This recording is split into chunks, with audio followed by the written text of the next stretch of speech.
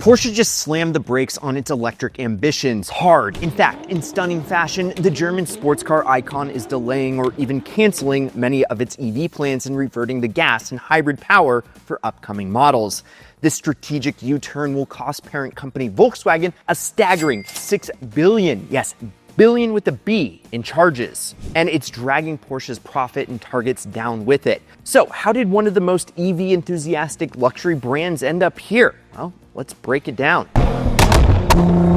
Yes, this GTR spits 10-foot flames. And right here beats the heart of the beast, plus 10,000 bucks, which this is a giveaway car and you can win it. It's our shortest giveaway ever. And believe it or not, we are down to the final hours. This thing has over 700 horsepower, over $30,000 in mods, and I'm throwing in that $10,000 cash on top for you to do whatever you want with it. And other than this thing being a Lambo Slayer, here is one fact about giveaways. The only way anyone has ever won a giveaway is by clicking the link in these videos. So what are you waiting for? Click the link and get a quick entry pack, which right now is buy one, get one free. And it has the highest multiplier on the site. So this GTR is up for grabs. And one of you watching right now could be the one driving home this flame-throwing Godzilla. But you gotta move because the giveaway ends in days. So don't wait, click the link, get in, and this monster could be yours. Good skill.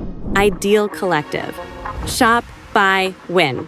Porsche's upcoming 3-row flagship SUV, codenamed K1, not the go-kart track, but the actual, 3-row SUV, was meant to be the crown jewel of its electric revolution, a fully electric ultra-luxury SUV positioned above the Cayenne. But that plan just got scrapped. Instead, Porsche confirmed the K1 will debut with gas and plug-in hybrid powertrains only. No EV at launch. None, zip, nada. In other words, the model once billed as Porsche's EV leader will hit the streets as a combustion-driven giant. So why the change? CEO Oliver Blume says it's about massive changes in the market and customer demand. Translation: people dropping 6 figures on a luxury SUV still want their V8s. Rather than gamble on an all-electric flagship, Porsche decided to hedge its bets. The K1's pivot is part of a wider strategic realignment that keeps gasoline engines around longer, with some new combustion models still to come. Porsche isn't killing the EV K1 entirely though. It may arrive later, but for now, the company is chasing profits and safety by launching the K1 with tried and true engines first. So now let's talk about the brutal numbers. This EV reversal isn't just a strategic shift, it comes with a staggering financial cost. Volkswagen Group, which owns 75% of Porsche, announced a $6 billion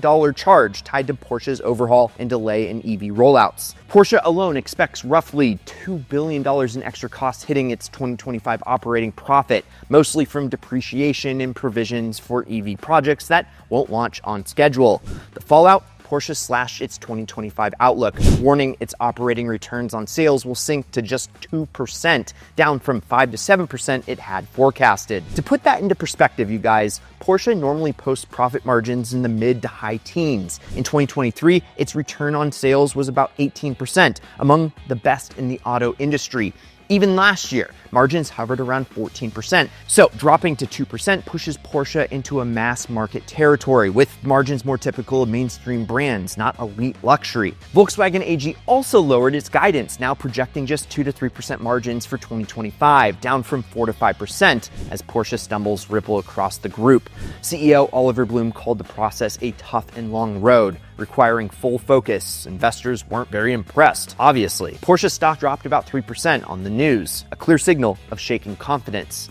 And guys, real quick, if you want to buy this best-selling Ideal T or anything else, well, anything that you buy by clicking the link in the pinned first comment, you can win my 700 horsepower R35 GTR and $10,000 cash. And as you guys know, Nissan benchmarked the GTR on the 911 Turbo, and having owned both 911 and GTR, I can say, well, it's quite the experience. So only days left to get entered. Click the link down below. And what went wrong with Porsche? Well, the thing is, Porsche isn't reversing course on EVs for no reason at all. I mean, the luxury EV market turned out to be far more volatile and unpredictable than anyone expected. So what went wrong? A perfect storm of factors hit all at once. First was China's collapse. Porsche's biggest growth market fell off a cliff, literally. In Q1 of 25, China's sales plunged 42% year over year, dropping from 16,340 cars to just 9,471. Local brands like BYD and NIO are flooding the market with cheaper electric luxury cars, while China's cooling economy made wealthy buyers more cautious. Porsche dealers closed and management was reshuffled. The once golden promise of Chinese EV demand evaporated almost overnight. Then you have the US tariffs, which bit hard. America, yes, Porsche's #1 single market, slapped a 25% import tariff on top of the existing 2.5 base duty, meaning 27.5% tax on every car from Europe. That added $5 to $10 or more $1,000 in cost per Porsche EV, with no US factory to offset it. Gas models like the Cayenne suddenly looked like bargains next to the overpriced Taycans and Macan EVs. Talks to reduce duties are ongoing, but tariffs remain a crippling global disadvantage. And beyond tariffs and China, demand for premium EVs softened everywhere. Early adopters bought Taycans, but the next wave of luxury buyers hesitated, concerned about range, charging, and the price.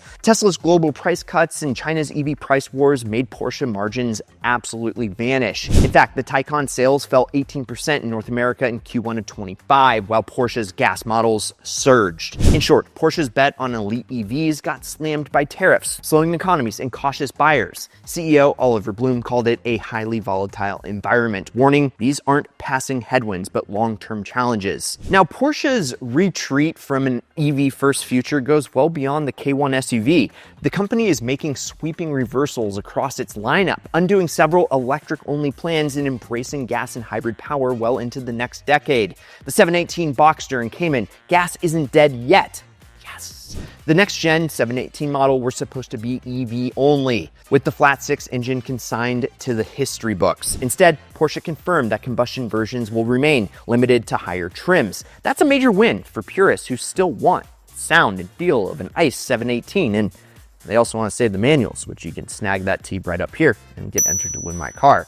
Now, electric 718s are still coming, but they'll share space with gas siblings rather than replace them. And then you have Porsche's big luxury sedan and best-selling SUV, and they're going to continue with gas and hybrid form as well into the 2030s. That means refreshed generations of both models powered by ICE hybrid drivetrains. And this is a major pivot from the assumption that the current Cayenne would be the last of its kind. The 2024 Cayenne refresh is already selling strong, proving demand remains high. Now, you guys all remember when Porsche launched the all-electric Macan on the new PPE platform, but instead of retiring the gas version, it's building a new ICE Macan alongside it. EV demand is growing. Over 60% of the Q1 2025 Macan deliveries were electric, but not all buyers are ready for the switch. Offering both powertrains lets Porsche hedge its bets. Now, you may not have known, but they had a dedicated EV platform and they canceled it. Yes, the platform is called the SSP Sport and will instead collaborate with Volkswagen Group brands, and that means future EVs like the next Taycan or an electric Panamera are delayed.